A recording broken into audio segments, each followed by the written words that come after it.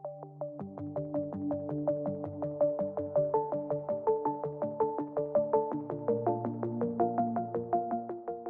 వీడియోలో మనం వృషభ రాశి వారికి జనవరి 26వ తారీఖు నుంచి 1వ తారీఖు మధ్యలో జరిగే వార ఫలాలు తెలుసుకుందాం. ఈ వారంలో జరిగినటువంటి ముఖ్యమైన మార్పుల్లో ధనస్థానంలోకి కుజగ్రహ సంచారం వల్ల జాతకుడు తన వాక్చాతుర్యంతో ఉన్నట్టు మాట్లాడడం వల్ల అయితేనే, కఠినంగా మాట్లాడడం అయితేనే అటు బంధుమిత్రులతో కానీ స్నేహితులతో కానీ విరోధాలు వచ్చే అవకాశం ఉంది. ఆర్థిక విషయాల్లో కుటుంబ అవసరాల కొరకు ఎక్కువగా ధనం ఖర్చు అయ్యే అవకాశం ఉంది.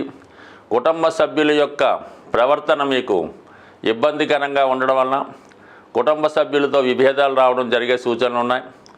ఇలాగే ధన విషయంలో కూడా కొన్ని సమస్యలు, ఈ కుటుంబ విషయాల్లో ఆర్థిక విషయాల్లో అనుకోని కొన్ని సమస్యలు వచ్చే అవకాశం ఉంది. కాబట్టి ఏదైనా నిదానంగా సామరస్యంగా నెమ్మదిగా చెప్పడం వల్ల మీ కుటుంబ సభ్యులు మీకు సహకరిస్తారు తప్ప మీరు కఠినంగా వ్యవహరించడం వల్ల, అథారిటేటివ్గా ప్రవర్తించడం వల్ల మరి వాళ్ళ యొక్క మనోభావాలు దెబ్బతిని మీకు వ్యతిరేకంగా పనిచేసే అవకాశం ఉంటుంది. కాబట్టి చాలా వరకు సామరస్య ధోరణిలోనే వ్యవహరించడం మంచిది.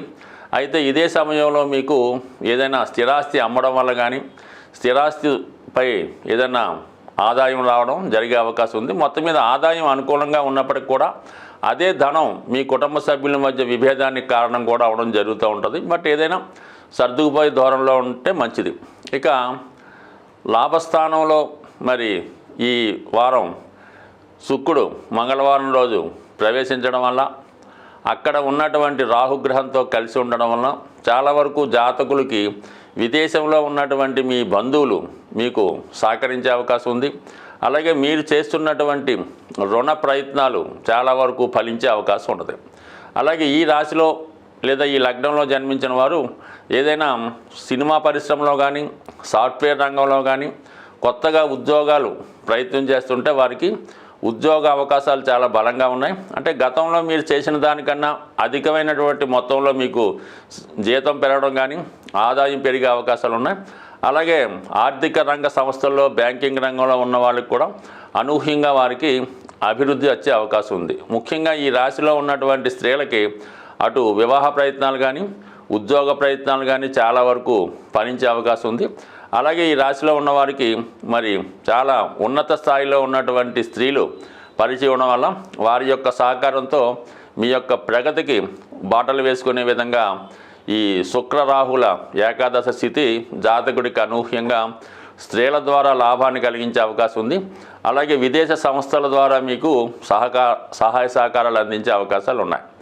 ఇక రాశి అందే సంచరిస్తున్నటువంటి గురు భగవానుడు ప్రస్తుతం వక్ర మార్గంలో ఉండడం వల్ల కొన్ని అవకాశాలు చేయిదాకా వచ్చి చివరి నిమిషంలో చేజారిపోయే సూచనలు ఉంటుంటాయి.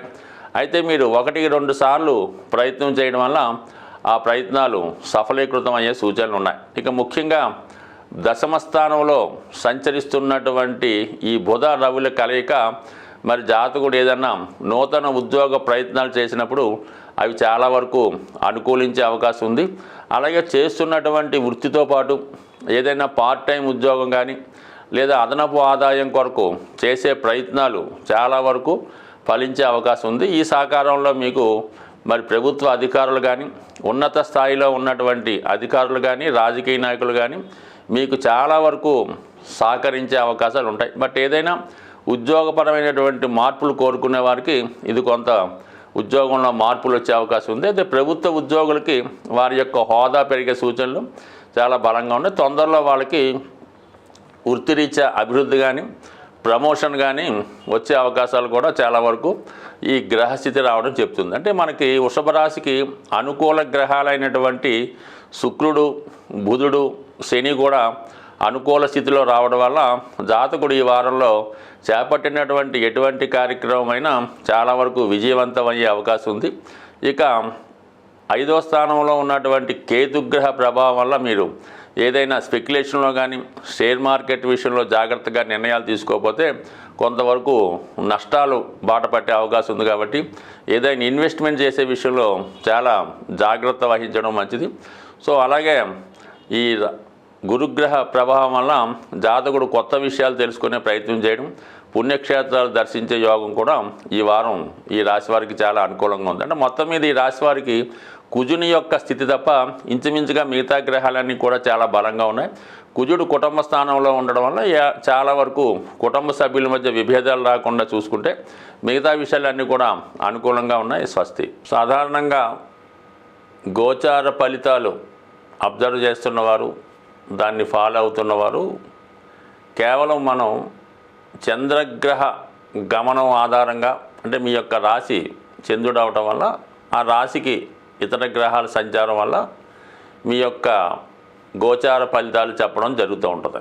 అయితే వాస్తవానికి మీ జన్మజాతకంలో మీరు పుట్టినప్పుడు ఉన్నటువంటి గ్రహస్థితి మొత్తం, అంటే అటు సూర్యచంద్రులతో పాటు శని, గురు, శుక్ర, కుజ, బుధ గ్రహాలపై కూడా ఇతర గ్రహాలు సంచరించినప్పుడు మీ యొక్క గ్రహస్థితి, అప్పుడు ఉన్నటువంటి పరిస్థితులు చాలా వరకు మీ యొక్క జీవితంలో ప్రభావం చూపడం జరుగుతూ ఉంటుంది. అలాగే ఏలినాటి శని, జన్మశని ఇవన్నీ కూడా అందరికీ ఒకే విధంగా ఉండే అవకాశం ఉన్నది.